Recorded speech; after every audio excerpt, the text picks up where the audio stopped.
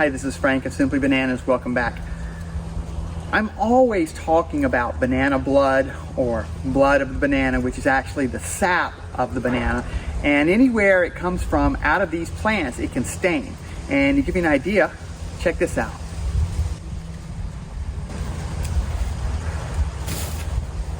Look at that.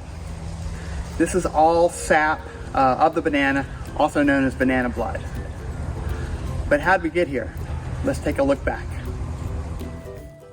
Now, the first place you may encounter banana blood is when you cut the bud off of the rack of bananas. And the reason you would cut the bud off is to generate more energy towards the fruits itself, or possibly to even eat the bud itself.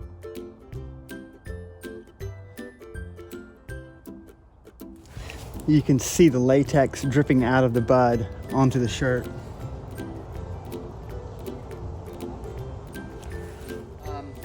Before we get started, one thing I need to do is I need to go change my shirt. The reason is because there's a lot of banana blood or sap that will drip out and stain my shirt. So I'll be right back. All right, how you like it? I've already got some banana blood on the pants here and here from another time. So you want to avoid the banana blood because it stains and it's very difficult to get out. One place you get banana blood is from here, and from here when you cut these bananas off. This is probably the main place that you'll get banana blood stain on you. Dripping right there is banana blood. More banana blood. More banana blood. So the other place you may encounter sap from the banana would be when you're cutting off these bananas. I don't know if you can see how juicy that is. Whoop, how juicy that is right there. This is the freshly cut banana. And once again, you can see the latex is dripping out onto the shirt. Another way you can get sap on you is if you make patacones. I don't know if you've ever had patacones. They're delicious fried green banana discs, basically. This isn't really the proper way to do it, but I just want to show you. That's the inside of the banana. And guess what? It's full of that latex. If you get it on your clothes like this or like that, when you're working with patacones, you're gonna have stains on your shirt from the banana blood.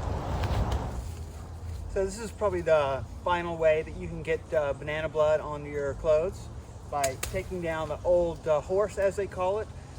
It's the old banana stalk, and you can either do this after you've harvested your rack of bananas or in the spring after the cold weather has possibly damaged the interior of the stalk. So this is how it works.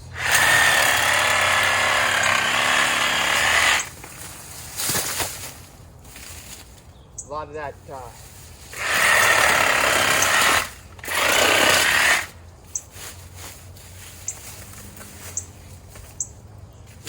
this is where a lot of that latex is, right here, and by moving these pieces around you can get it on your clothing.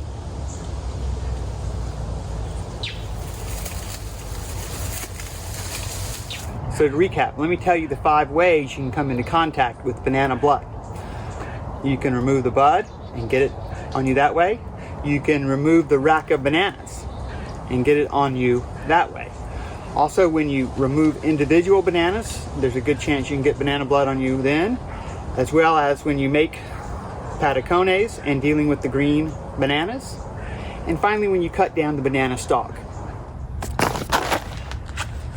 All right, 48 hours have elapsed. So let's check it out. Well, the banana stalk left a very weak stain, as you can see. The banana bud, ugh, look at that. That's a pretty strong stain. Pretty dark. How about these guys? Yeah, pretty yucky as well.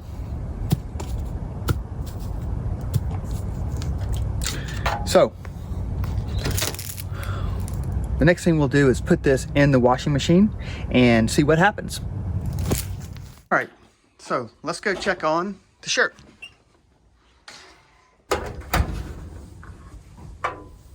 Yuck. Look at that.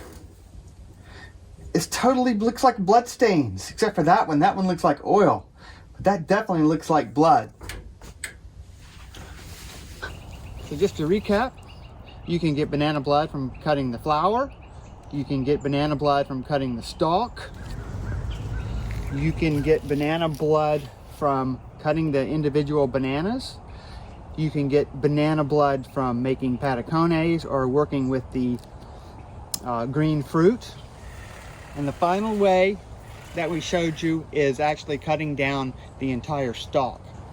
So how do we get the stains out? That's a good question. We'll be doing another video about that soon.